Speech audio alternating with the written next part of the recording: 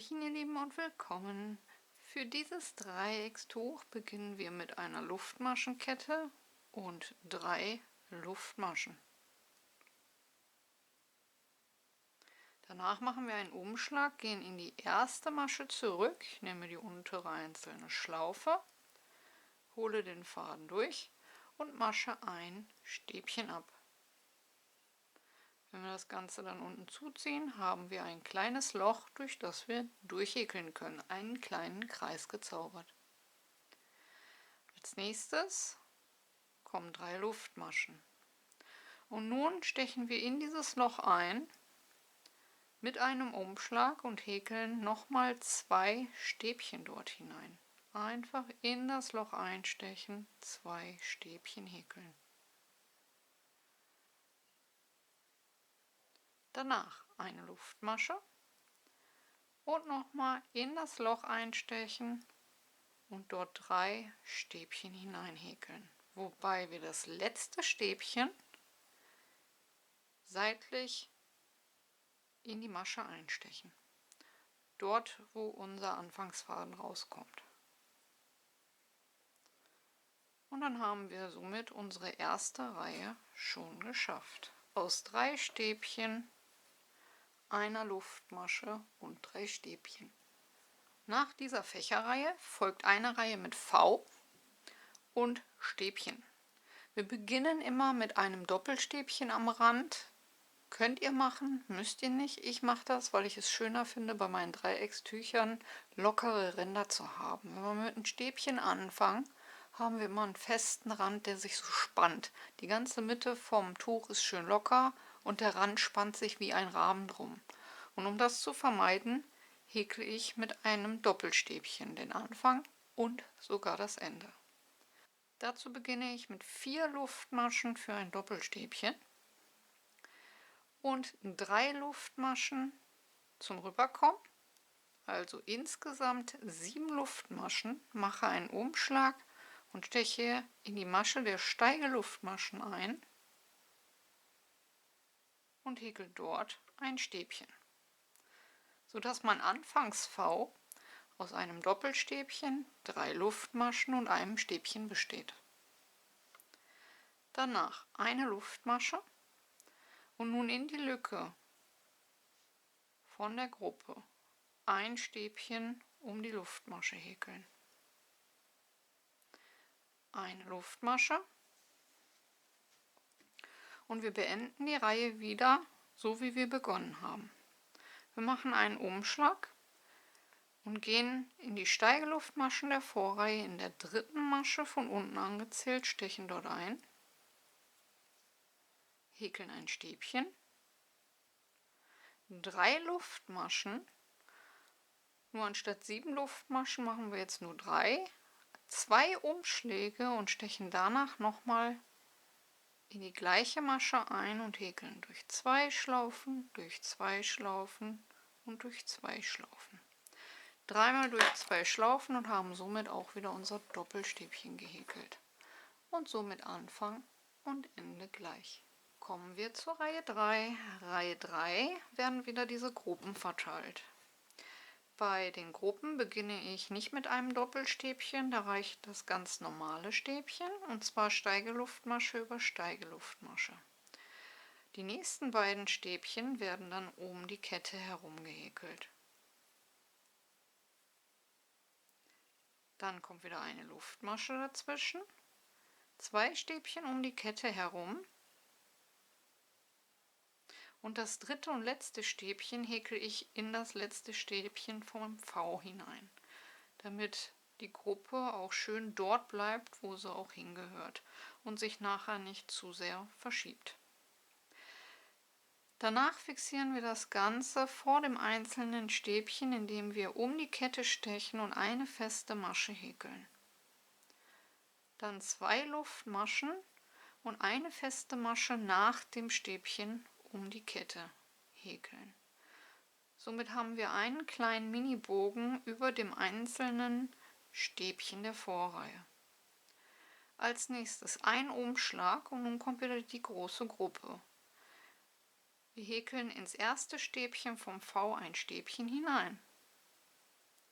Danach 2 Stäbchen um die Kette herum, eine Luftmasche, 2 Stäbchen um die Kette herum. Und da wir in der Vorreihe mit einem Doppelstäbchen gearbeitet haben, nehmen wir hier für das letzte Stäbchen die 4. Luftmasche von unten angezählt. Stechen dort ein und häkeln unser letztes Stäbchen dort hinein. Und haben somit Reihe 3 fertig. Kommen wir zur Reihe 4. Reihe 4 beginnt wieder mit einem Doppelstäbchen, also 4 Steigeluftmaschen, denn jetzt kommen wieder die Faust und das einzelne Stäbchen. Danach 3 Luftmaschen, um rüber zu kommen, also insgesamt 7 Luftmaschen häkeln, einen Umschlag und in den Steigeluftmaschen der Vorreihe einstechen und dort ein Stäbchen hineinhäkeln. Und somit haben wir unser erstes großes V, eine Luftmasche und ein Stäbchen in die Lücke der Gruppe.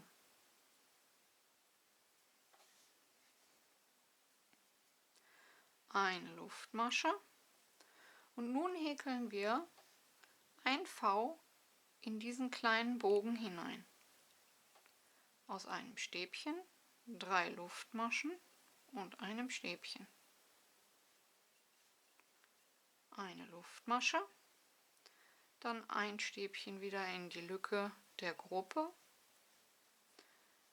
eine Luftmasche und dann kommen wir wieder zum Ende der Reihe. Ein Stäbchen in die 3. Masche von unten angezählt, in die Steigeluftmasche der Vorreihe häkeln, 3 Luftmaschen und zum Schluss 2 Umschläge und in die gleiche Einstichstelle ein Doppelstäbchen häkeln, indem wir 3 durch 2 Schlaufen abmaschen. Somit haben wir Anfang und Ende gleich und das war Reihe 4. Kommen wir zur Reihe 5. Reihe 5 beginnt jetzt wieder mit Bögen, also machen wir nur 3 Luftmaschen für ein Stäbchen. Steigeluftmaschen bleiben über Steigeluftmaschen, häkeln um die Kette herum 2 Stäbchen, eine Luftmasche und 2 Stäbchen. Und das letzte Stäbchen häkeln wir in das Stäbchen vom V hinein, damit das Ganze schön gleichmäßig bleibt. Danach kommt das einzelne Stäbchen. Wir stechen vor dem Stäbchen um die Kette ein und häkeln eine feste Masche, 2 Luftmaschen und eine feste Masche um die Kette häkeln nach dem Stäbchen. Somit haben wir wieder einen kleinen Bogen über dem einzelnen Stäbchen. Umschlag, jetzt kommen wir wieder zum V. In das erste Stäbchen des Vs ein Stäbchen häkeln, 2 um die Kette herum, eine Luftmasche, 2 Stäbchen um die Kette herum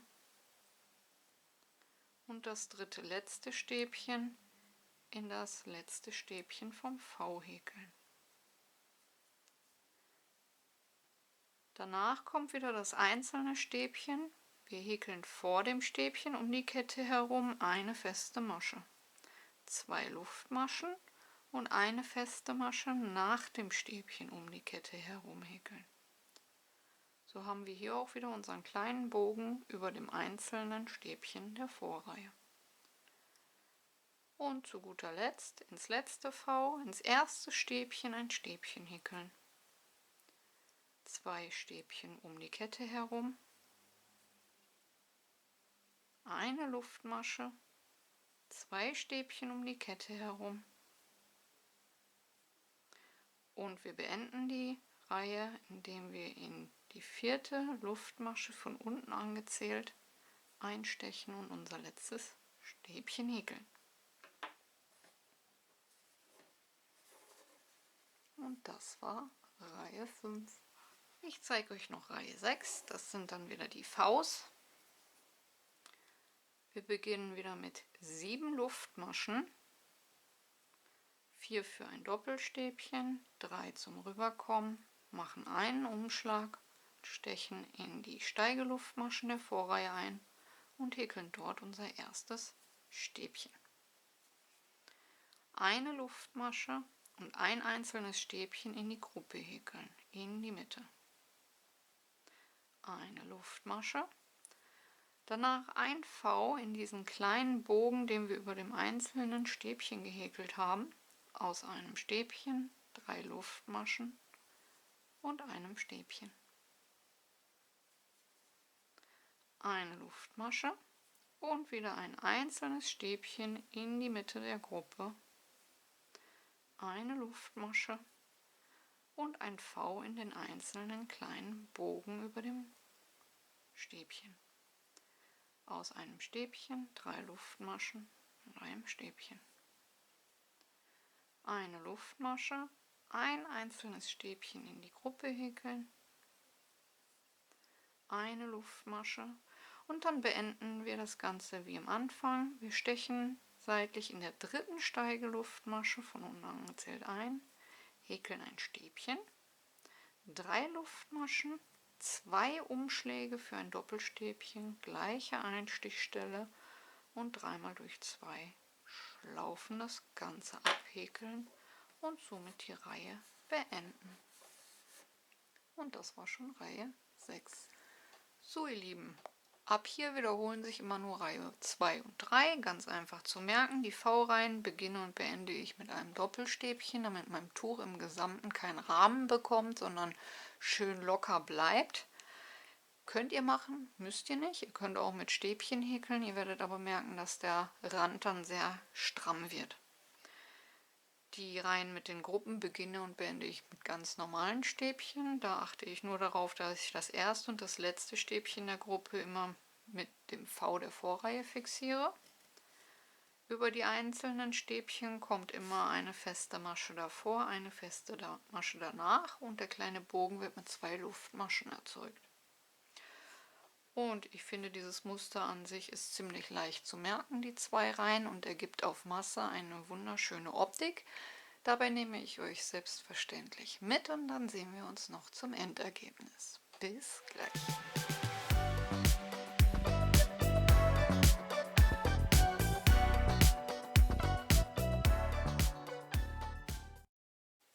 Zurück, ihr Lieben, nach 65 Reihen sieht mein Tuch so aus. Ich weiß gar nicht, ob ihr diesen Glimmer in der Kamera seht. Der Farbverlauf ist einfach nur wunderschön. Von Vanille bis in ein ganz dunkles Nussbraun mit ganz leichten Glitzer drin. Ich hoffe, euch hat die Anleitung gefallen und ihr seid gut mitgekommen. Vergesst nicht, eure Bewertung dazulassen, wie immer ganz, ganz wichtig. Kanal abonnieren ist kostenlos, Glöckchen drücken und kein Video mehr verpassen. Und ansonsten wünsche ich euch viel Spaß beim Nachwerkeln. Lasst die Nadeln glühen und ich hoffe, wir hören uns zum nächsten Mal. Bis dahin. Ciao, ciao.